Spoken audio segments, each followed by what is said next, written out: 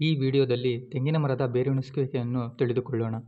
ಈ ವಿಧಾನವನ್ನು ಬಳಸಿ ತೆಂಗಿನ ಮರದ ಕೀಟಗಳಾದ ಕಪ್ಪು ತಲೆಯ ಕಂಬಳಿ ಹುಳ, ಗೆಂಡಾಮೃಗ ದುಂಬಿ ಮತ್ತು ನುಸಿಪೀಡೆ ಈ ಕೀಟಗಳ ಬಾಧೆಯನ್ನು ತಡೆಗಟ್ಟಲು 10 ml ಕಾರ್ಬೋಸಲ್ಫಾನ್ಗೆ 10 ml ನೀರಿನೊಟ್ಟಿಗೆ ಸೇರಿಸಿ ಬೇರುಣಿಸಬೇಕು.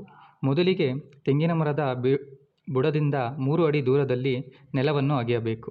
ನಂತರ ಪೆನ್ಸಿಲ್ ಗಾತ್ರದ ಬೇರನ್ನು ಆರಿಸಿ ಅದನ್ನು ಓರೆಯಾಗಿ ಕತ್ತರಿಸಬೇಕು.